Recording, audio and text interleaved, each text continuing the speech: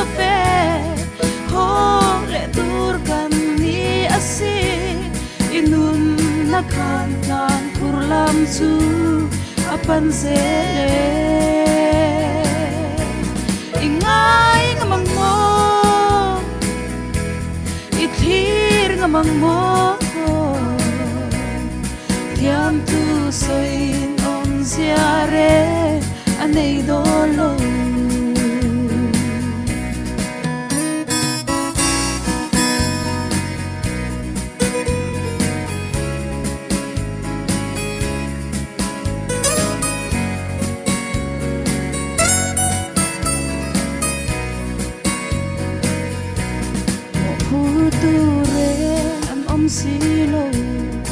nang ma nge khan I tua ra na chan tu le pui tu tur chu o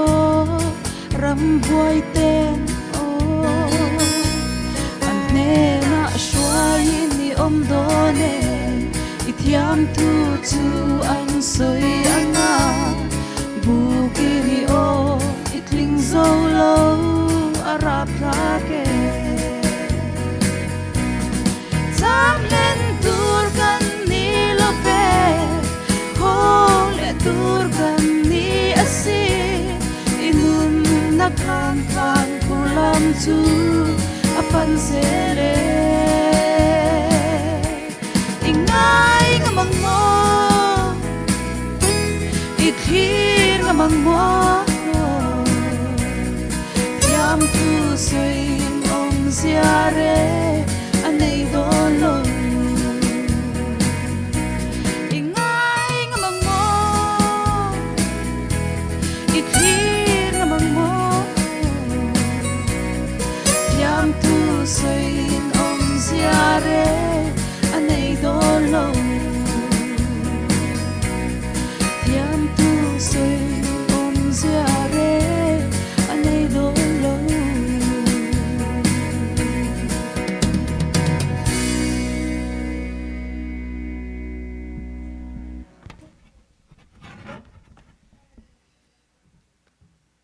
Vale. Fakna la moi tak ron hlan tu te pilal ngak lian ni le pi dong kim te chunga lom thu kan soya. Ole tu na chuan pathian thu changai thlakna kan neyanga. Ei Indiana tang ron kal wang wang an sina kan soita kan khanin kar khat chung kan hne na om do na chu wangin zan lama chau hei ke ni hun at kan nei tlema wang hian zan lama chau kan khom thei do na chun lama a thei chuan ama nen po tong trai ho na te le pathian thu zir ho na te po ain hong renga ni ti kha kan han soi du a kar khat chung hian kan thei ang tokin a hne na tanga pathian tharau thiang nim ompui na hi I sok chuak ang zana ran kal ringot hi du tok lawang kan ti do ni chu chun lama te po ma hne na te tong trai rual na te nein bible zir na te po a nei thei renga kar khat chung kan tan hunaran in peta sa chu tangkai taka man kan tum don ania ole tu na chuan pastor Monsanga pathian chu cha soi turin kan somanga langai thatu te po ril ru in hong takin ril ru tong trai na nen ngai thak kan tum don ania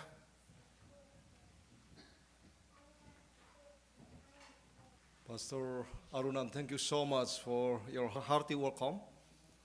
I have been hearing some feedbacks from your congregation and especially from the church leaders and elders. And we can see that you have been training them very well with the church administration. And thank you so much for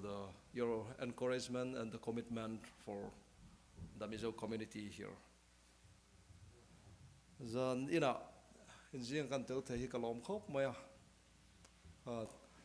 kan lain chi bai vek lo dangin in mel kan mu theya pa pathian ven him na kan changa biak in te po kan khom thei lo kan ma kan khom le thei ta hi aro pui khop mai kan pathian ming chu fakin om ro se covid aron tleng chia rom ka ti em ma chu thu cha pu na tul si ka duang ka puang thei lo ka rom ka ti ber chu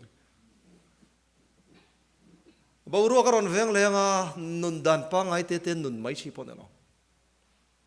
hun tam kan nei to lo van ram kai tum tan chuan in bo sai huran ya tum lem lo tan chuan in bo sai ngai chung lo apa ngai om le mai tur khan van ram kai kan tum chuan in bo sai huran ya tum lem lo chuan angai ang hen om zel thei chatuan hol tlang har tharna siam thanna jangan da hi har tharna la siam thanna hi ang tinga kan này yang, thì thế, ở chỗ lòng, anh em cần clear cho bố con ngắt, lẽ khó về liền máy cần tua mà, lẽ lý do thứ sáu thế là khen địch mẹ xem à, ngày tua nó nghe, cần xem đòn lẽ, lý do ra mà là cho nó man in xin lo nó buông lẽ, rồi ngót mấy bố con, mò bùi bùi, thì nghe này heng thì, mỹ đầm đồi rùi thấu à, thế bố khi cần oi xéo mày đó ném này, không. Chung về là chung kan om to tu na hian hrilo na hi ani turang taka kan pu na ngai khop mai Armageddon ti te po kha kan thut de ulek don ni na langa anting hela hian Marvin Morris chona soi tu na hian lali suwa local na tu na hei final crisis buena na nung tu ra hi kan lu teu to zia te po ani po khana ziak chuaka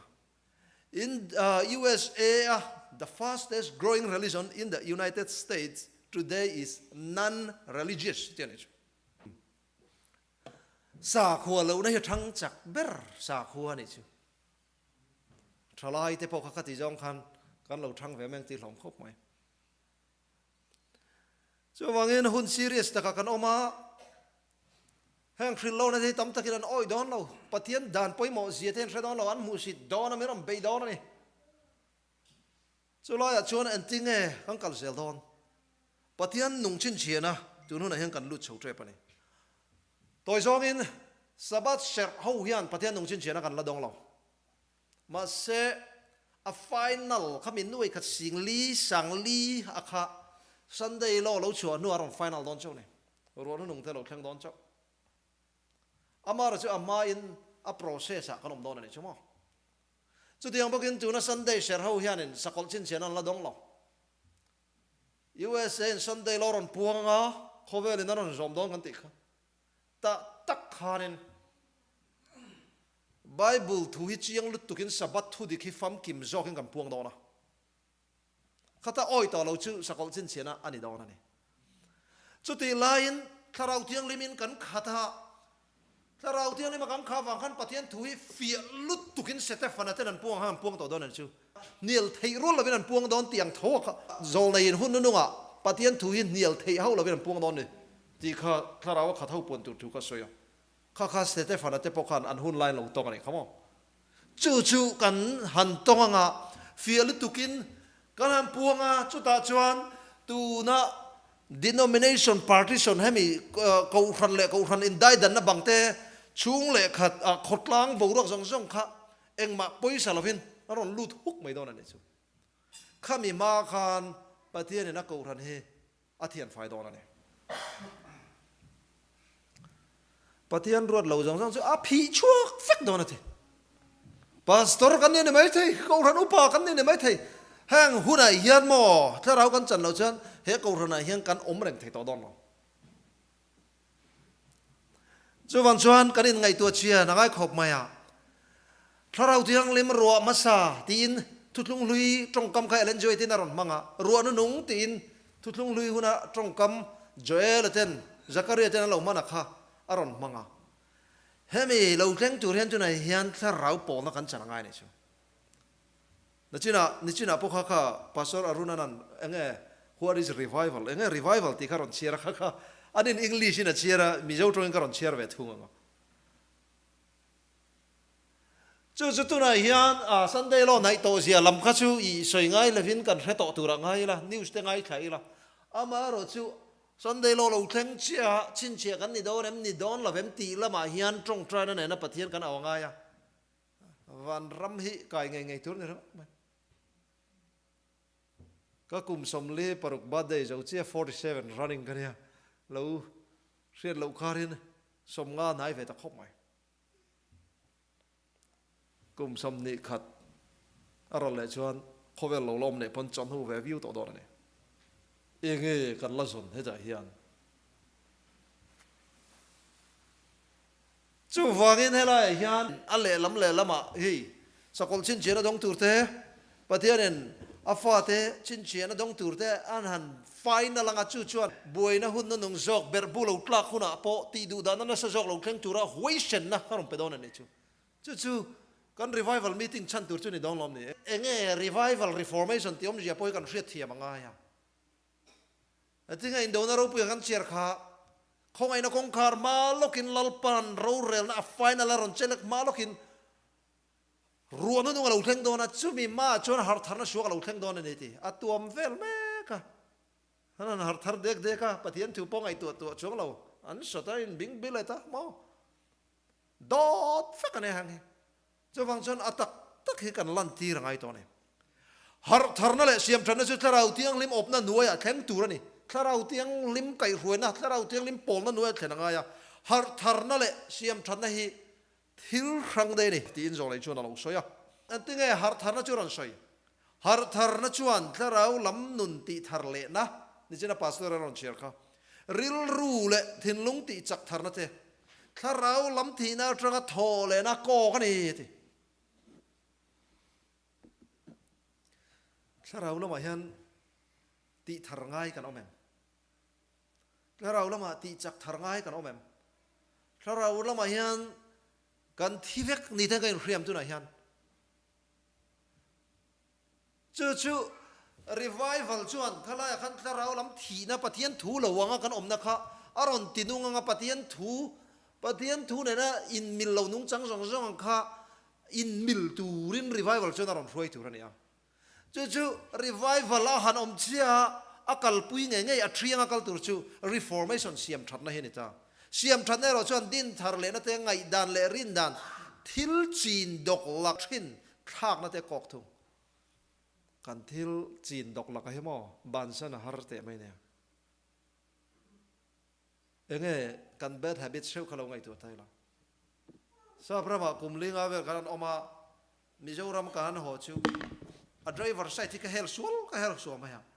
mizoram akum ni thum ve kan om le helai kan chuk thale chu hel sual le ta habit hi alo in form ni chu mo tiang kan hriat lo kar khan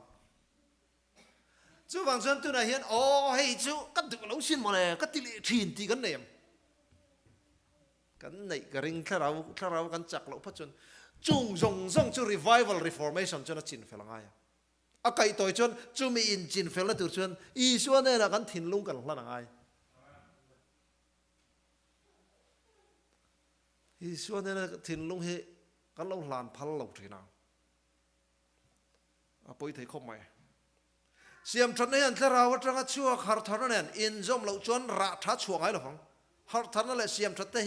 ta hian an ti tur an tinga ti chuan an tho tur an thok theng ti khami thok thei tur khan a kai toi chuan i suwa thun nun nan noya in da top tur an mai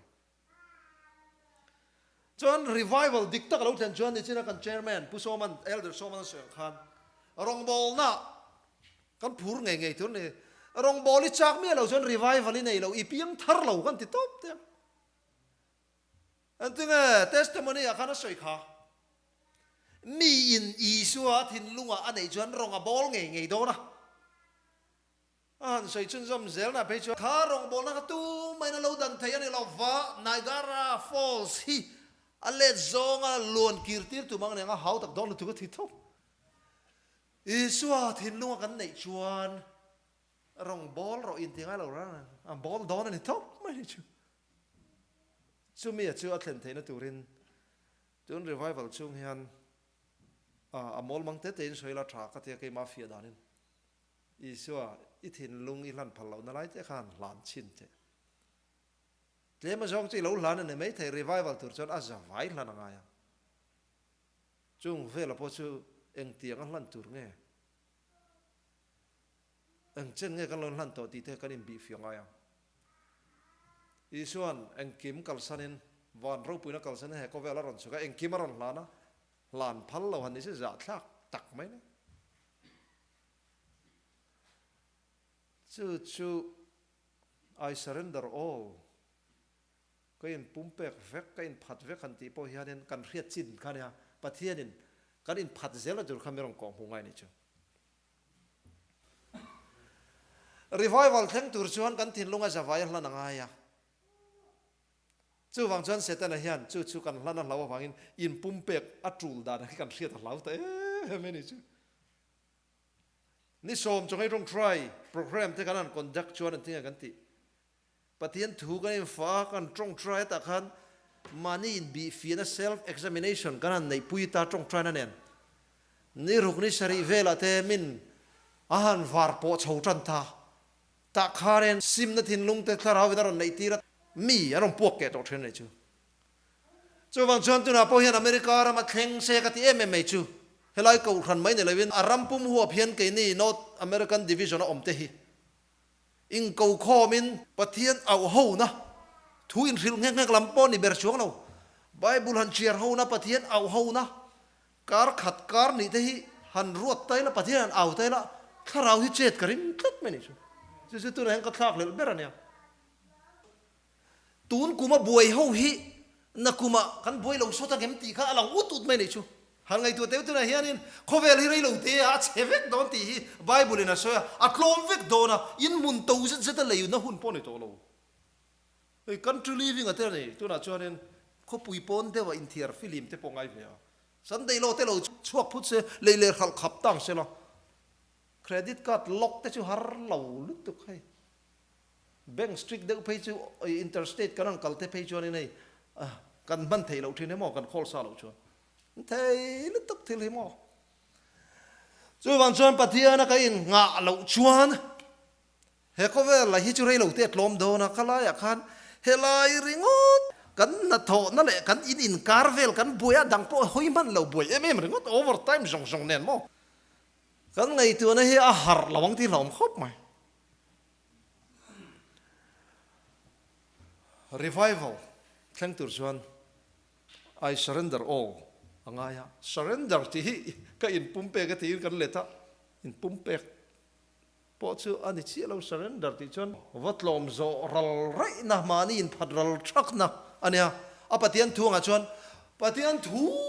วตัวเราอินดานะถ้าเราบัพติศมาจันดันกงอลซัมเดอไม่ชื่อเราไปทวงเซลินตีข้าได้ไหมก็ชวนนับานสันตุรจงขามิงกวัดเลี้ยมจงเทปหันสวยใจละถ้าเราบัพติศมาที่ชูบัพติศมาที่มันนี่เราก็ด็อกทรินกันซีระบัพติศมาเลยเราป้าจันเรียกข้าเอวไว้มาสักขันกันยังสิร์ตีระถ้าเราบัพติศมาชูบัพติศวันนี้ชวนนิมพูมเวกันเดียวฟังอินกันทิ้งลุงจะสมงา 50% ลันเฮียนถ้าเราบัพติศมาลันนี่ใช่ละ75%พอถ้าเราบัพติศลันนี่เราทัก99นะพออัลลาบัพติศใช่ละมาเสทิ้งลุงกันนั่นเราเสียขันไงตัวจู่ๆเราถ้าเราบัพติศมากันฉันเราฉันจู่ลัลป้าอีทวงเซลินตีไม่ถ้าเราบัพติศมาฉันนะจูรันเนี่ยบัพติศถูเลยโจเลยเสียอัตรังเงินเชียงแต่ยังมุเทีย I surrender all ข้าได้ไหม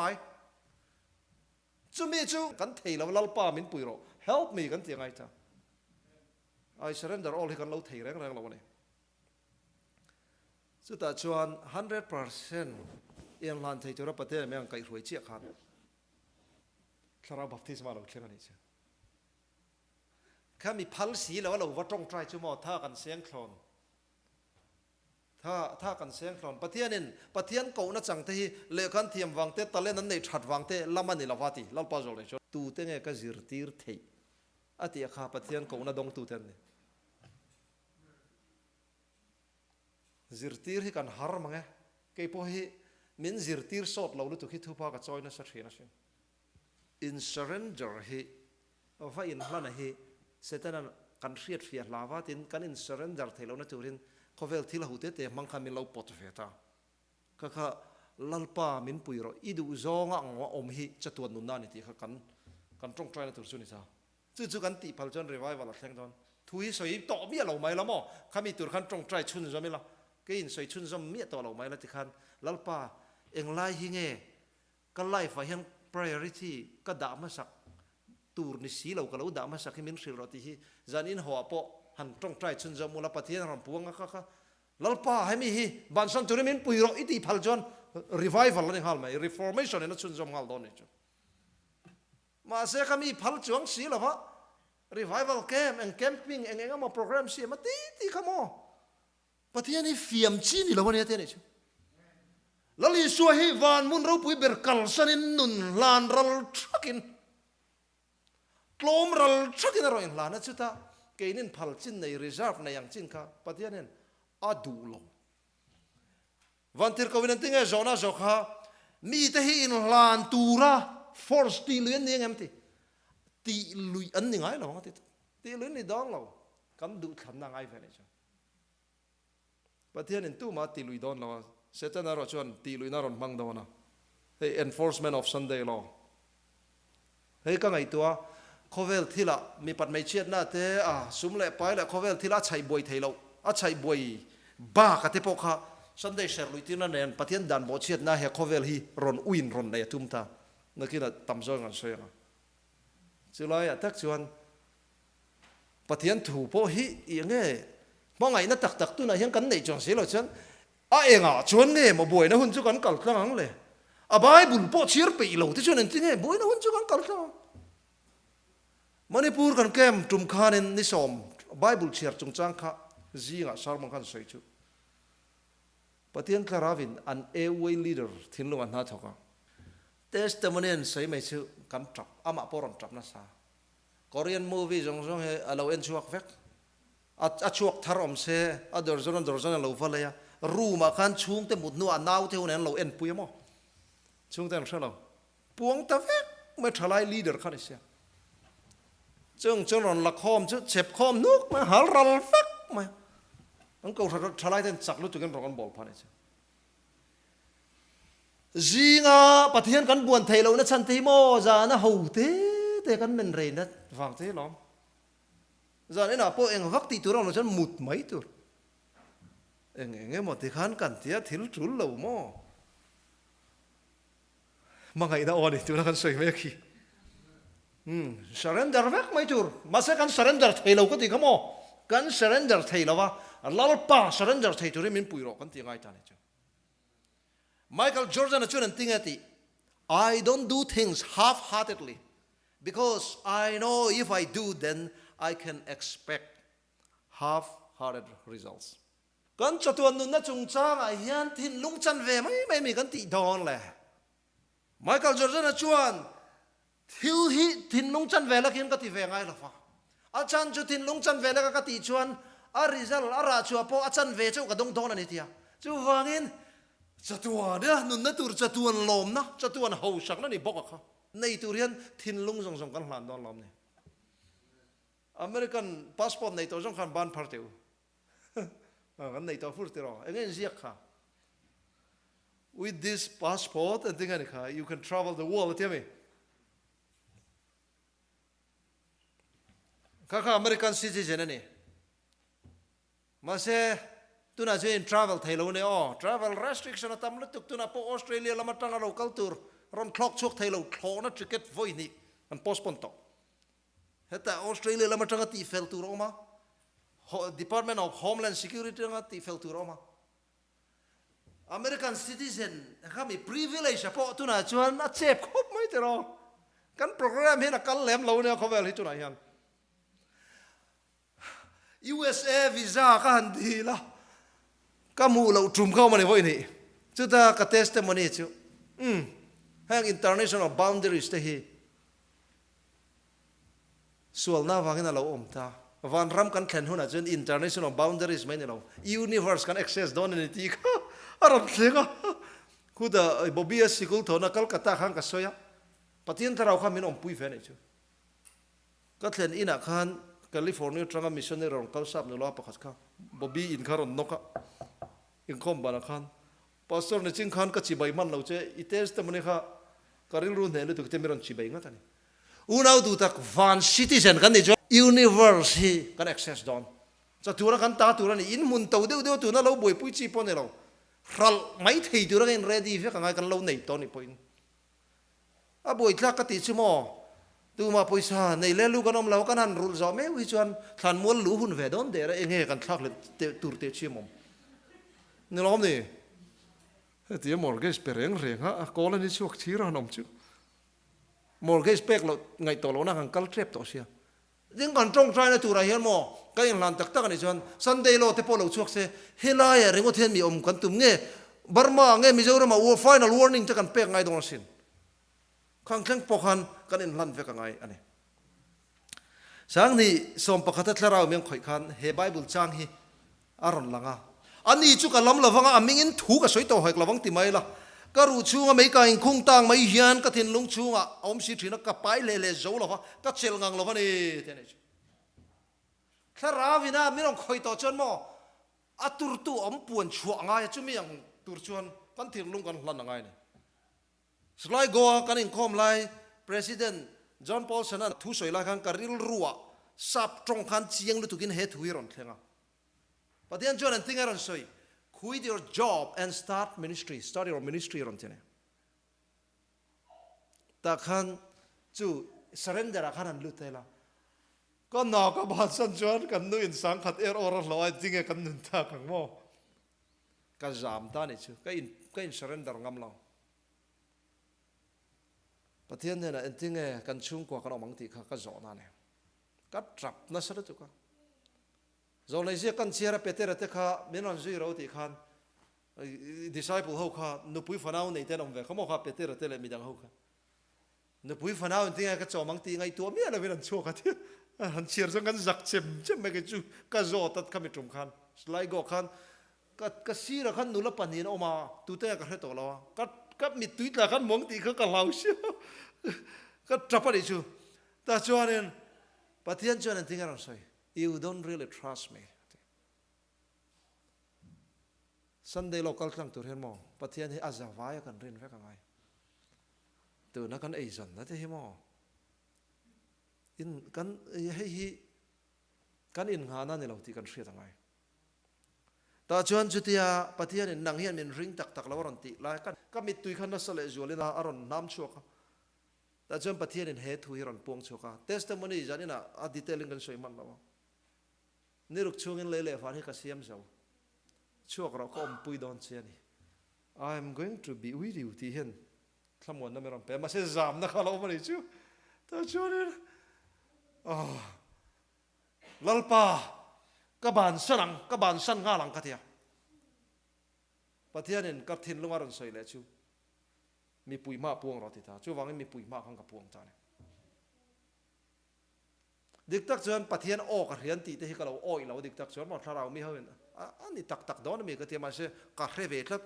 ทราบตรงก็ตินทราบตรงก็เทียมวางพวกนี้เราอารมณ์ reasoning ชวนกระริละตามาแล้วนี่เท่าตลอดมาเช่ทราบตรงก็เดี๋ยวเราเช่ข้าคอนฟาร์มตัวนี้อารีเรียกตัวเราสิเราขันเหตุหุยเชียงเลยตัวกันเราแข่งกันเลยตุกซิงpastoral role เช่นนั้นนะมันตรงใจปุยเราขัดยาส่วนนูหุที่อินะกัลพยามังจุงอันเทน่ะว่ากันละ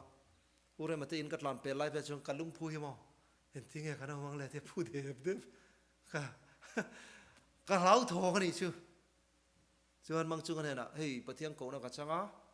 ก็ดูดันจนนักตู้กัจจังบ้านฮะก็ดูมาเสียมบวยดอนในช่วงการนี่หุ่นก็แปลงเสียไม่ดังสมนานกันเจ้าส่วนเฮ้ยก็ทอปุยประคัตอีมุ่งดังก็ทอปุยประคัตที่อินดูชวนอาเฟลลุตุกันอินละเทียกันเทียนัมบาร์กับเปียประเทศกูนะเนี่ยอาเทียถ้าจันเวลหลอมินเปียถ้าจันเวจีเจเนี่ยเอพริลนี่ส่งปังอาเวลเส้นก็ทอฟังคันเฮ้ยที่กันคุ้งทลายที่กันสามมันใช่ไหมกันชุ่มกอมเจลดันตัวก็กระเรามาเสียโจลในอินอันที่ไงที่ข้าติดตัวมินตีน่ะเห็นทิวตีเทน่ะอมเตลฮาลนี่ที่ข้าอารมณ์หลังอันนี้ว่ากันอมเจลดันตัวข้าสวยลอกบิ๊กเรารินน่าเป็นช่วงไอเวประเทศกันรินกลักขันเนี่ยเอ็งว่าไงประเทศนี้กันรินงำเราทิ้งกันติดจนเกี่ยมันนี่ยังเล็กกันเราด่าฟังเห็นเนี่ยวันเตเลยที่ตุยฟินเรตเซียมตูกันนี่ช่วงเราก็ปุยดอนเจดียสุดท้ายตักชวนสับัดอมเสียกันเทียมแต่สับัดกันเสร็จแล้วฉันชูวันเตเลยที่ตุยฟินเรตเซียมตูเนี่ยข้าอันนี้น่าอังตักกันนู่นนี่หาแล้วเนี่ยฉันสับัดข้าอารมณ์ปุยเลยตัวปัทยานฝ่าปริงตูชวนมาเนี่ยเรียนนั่นเองนี่ทีจุดที่ยังไงอินนู่นนี่หลานฟิกะถ้าเราวินาร์หลวดต่อชนมั้งถ้าเราเฮ้ยกันละจังจีเราไม่กันจังเวเดี๋ยวตีเวลาใครอีเกสละฟังอีเรดอนเนี่ยอาหายเทลเนี่ยวันลลเบอร์ฟ้าไปกันทิ้งลงมาหลวดชนอาหายเทลวันที่เราปฐุมทุจจะพวงตัวเราปฏิบัติมันก็ชัวดันเตมินิสทรีทีมเดินตัวเรามันก็ชัวดันนะเจ้าค่ะก็เราเสียมเราคติไล่ชนวันที่เราปฐุมทุจจะให้จุนเฮียนกันพวงดอน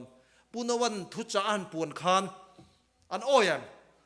โอ้ยเตะแรงนั่งอันโอ้ยเราเสียชื่อโอ้ยเราทักนี่กุมจาสมนิดังโปพวงเละเส้นโอ้ยโดนจวงหรอกข้าคงไอ้นักคงคาร์นี่เฟกต์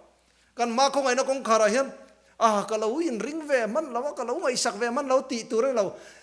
คงไอ้นักคงคาร์เจ้าก็จะปฏิญาณกันนาร์ฟิลิมเฟกต์ตัวปฏิญาณสมตัวในตัวเราว่า final decision เสียไม่จบกันส่วนบางส่วนตัวน่ะอินนาร์ชวนอีเรานาร์เมกเงี้ยอินไหนเร็ดเงี้ยอินหลัดเร็ดติดเจ็บปอกมันนี่บีฟีเฟียงไงวันเตเลยเตตุยฟินเรียตเสียมตุฮิตชิบายกันบุกโดนะสารมันนุ่งเบรัดกันเสียง khovel lal ram tang rualin beram no chun dawang ati ke mani min dawakha beram no la li shu dawna chu dawna ne tu kan ni tur thui puan sa fa kanya thiam vak lo ma la ken khel ve na sa ke chu in khel chon ka thiam dan dan atang de khel chi ka a chak tur lam puan sa hian tran mai tur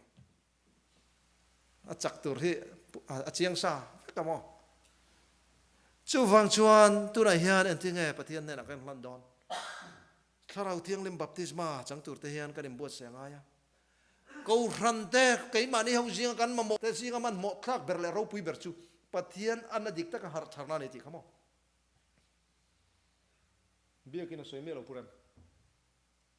biakin te poin nei te reng po ni la karing khom rai thei karing lo small group type in kan kal karing ka zir ve thiam dan amo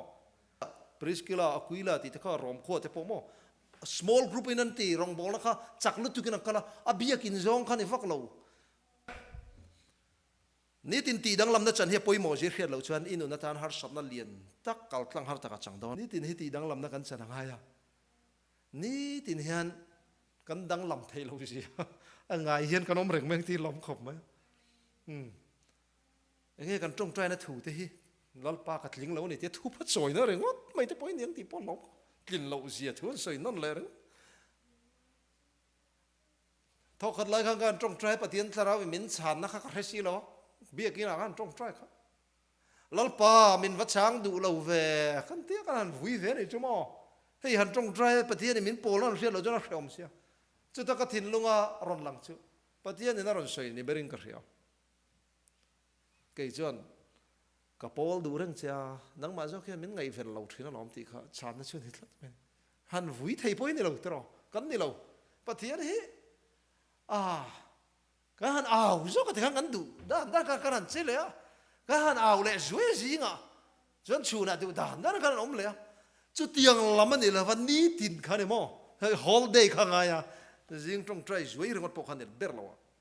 i suwa zui tur chona tir te tanga tin lung zong zong pian tharanga ya chu ni tin na chun zom ngai ni chumo kan ram pian thar khan tharau pol na kan chana kan ni tin chun zom ngai ya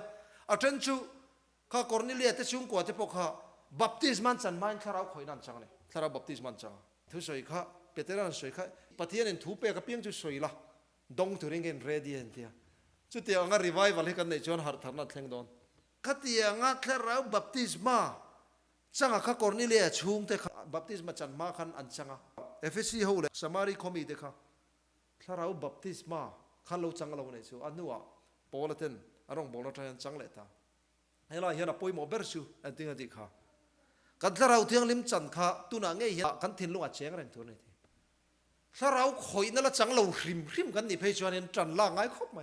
kan lo chang to ni po in chan chun zum zel lai khani ta hian a soi ne mana mi khan poimo na nei lo tun din mun hi a poimo jok chu ni atian e chu zona pathian tharau thiang lim om puina hi rei lo te chau kan ne na om tura pe kan niam le chak chak kan omem ani lo ti ro chairman khan ting eron share kha thamuan tu danga peng chau chatu nei ne om turin atia ni chin khan kum khwa ti tong kamaron dai gar hetaro pakhata khan kum khwa le chatuan chui na ngai chai ra chatuana kan ne na om turin another comforter min thamuan tu tur kamirom pe ka tum ta ma se e ka tinge kan har tharna te hi kar ni khat le ka lo choi le mai thin nga tinge tlarau thiang lim chu kan ne na om tur pe ka ni si chuan tlarau chong kan khar reng lo nyang le sang chuan ke pon zo na ka zo thina tlarau kha ti kha min pe se chak reng ma la min pereng mai se ti kha nga tinge hei tlarau kha bo le anga alan foutin na chana hi enge ni ang kha kha ilong ai tu ngai am camping na te thu kan an soya tlarau min om pui ti kha chiang lu tu kan feel thei hei ke ma pe chon hela hian ron lu lum tu ma ron pam tu ma khati kan an soi chuan voi kha sar ma na te pon piang thar ma se khami camping live ve ka khan anung tat lo mi pui chuan an review lo ne mai the ta khan tlarau min om pui chuan tran vak ngai lo khana soi thei ta a ro riu khan ria ta man kum deu lo kha sang ni som pasari nge kan an kem lung lei kan an kal khan divine service à thu ka sai alum deu box ya an thungui nguai mai box ya thu sai ka sak em in dik lo ni lo chon ke ma emo a khoi mo jok jok tu dik lo om ga ti top tling klave thei khram ti khan tu soi le po hu pur em khan oma ma se chonu kan soi le akal le zui ma ya ka hre thiam lo ve the akara thil ti sul em ka nei ka hre si lo pathian poi ka soi em po ka hre si lo ma se tu nu ka hre thiam ta ka chu tlarau te hi tiang khan pathianin min thuam ta reng ang sela min thuam lo tur tin lam ni chuang la fin kan du control theng deu khan om tang sela mani ta nga nei mai khol don ta ro pui ta via ka ngai don kan ta ni lo ni ti kha kan hre ta ngai ni chumo krista kan fel na tiang khan tlarau thiang lim min lua lum tu thil ti theina ni ti kan recognize theina tur khan chu chu tu na hian tlarau thiang lim kha enge mo power anga man an tum ta kha an ni lo ni ti pathian min zir ti na ni khan ka zir chok ve ta ni chu wang chuan ni tina kan jing tho lima kan deal thar zianga ya pathian chuan min peturi na in ready renga sarmon tina pokain lan thar zianga ya ani lova ka ti thei ta ka mo tia mun sei lenga rile throi mang ti ngo chi ka dilo kha kan re thia bangai ni chu ale doidal modi chuan an tinga ti mitam tak chuan tharau voi khat tharau thiang leman chan to wangin changkum kho ai ngai thina o ka thian bel mong pop kan ni kan kha thena tur chuan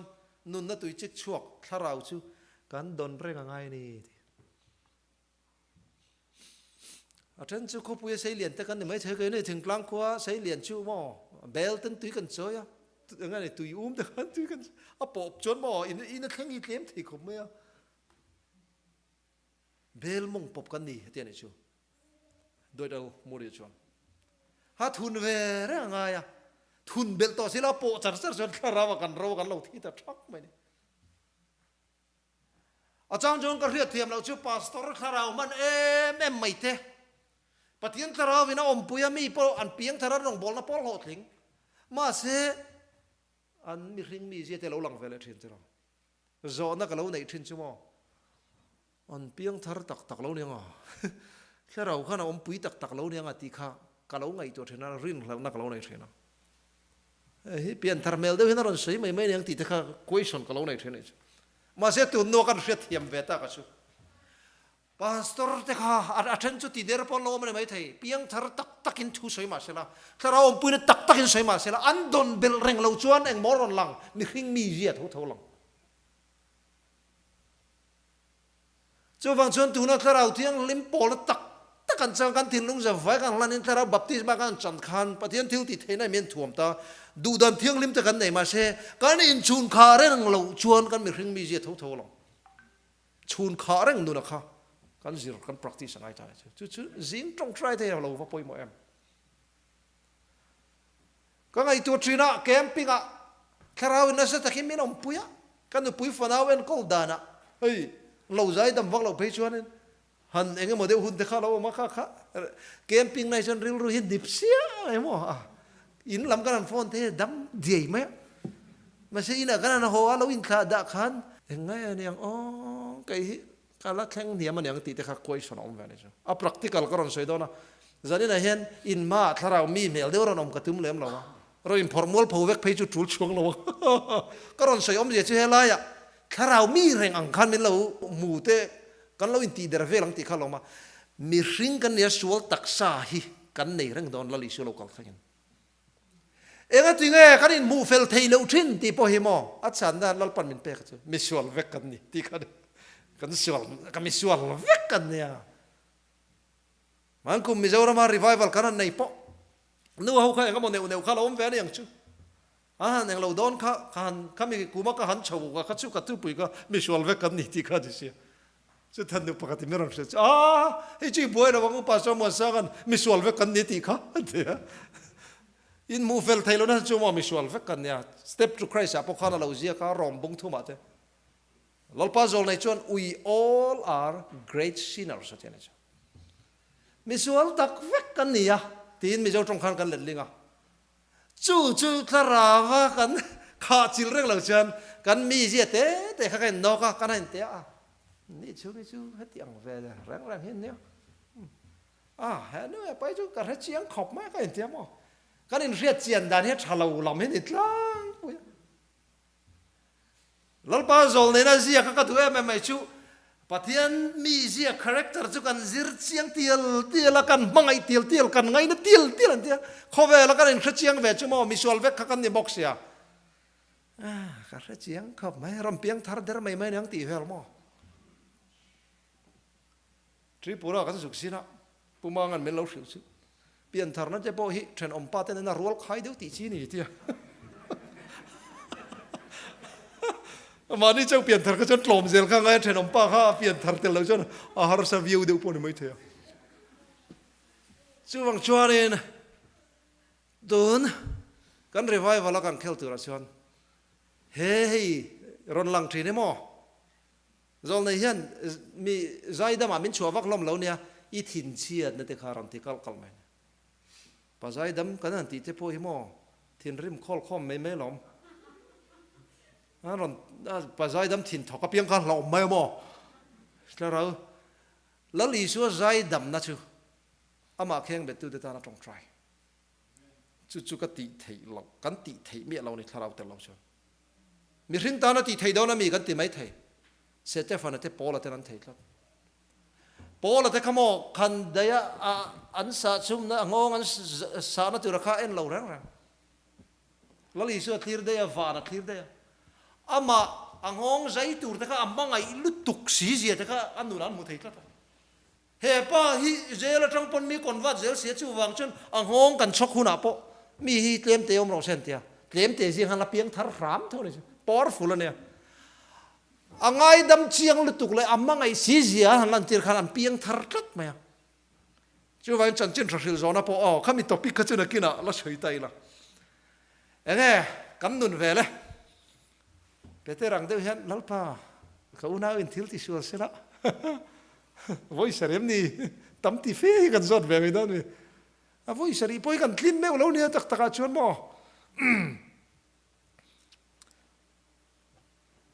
ถ้าที่อย่างนี้นี่ชินะพาสตอร์อารุณานะก็ได้สนารดังเดียวกันกับดาฟเฟีย Revival and reformation are not simply events but rather lifestyles ที่กันรันดานี่ Revival reformation นี่กันตุ้มดันเทมอที่ขันกันวักเก็บมากันลิมังกันใจลิมังที่อย่างเดียวแต่ขันกันไงตัวกันไล่ events เดียวริมเจียมกันตัวมา lifestyle ละกัน revive พันเราจนเองทีน่ะมันนี่เราข้างข้าเชื่อพาสเตอร์มวยสังเราก็ละกันลิมแบบเยอะไม่หลาดแต่กันนั่นนะอินหลานแต่นั่นมากันหองไงเทกันตีเลยชวนเอ็นตีนั่นมาเนี่ยเราก็เกี่ยปนหุ่นกับแสงทองนางนี่ปนหุ่นอินแสงทองวันรำกันไกลเราบกอ่ะไอ้ที่ไงนี่ค่ะ insanity อันที่ค่ะที่ลาดทักเดียวค่ะที่ตีปังไงเร่งเดีย result ดังเบสิกค่ะ insanity ที่ลาดทักเบอร์จุนี่เดีย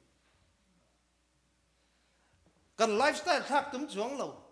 เองรีไวฟ์จุดที่เราลำกันทีน่าจังตุ้มน่าทาร์ดูน่าทาร์กันเนี่ยง reformation อมตัวเนี่ยนี่ละว่ากันนั่นจะว่าไงเตะกันอมเชิญติคัน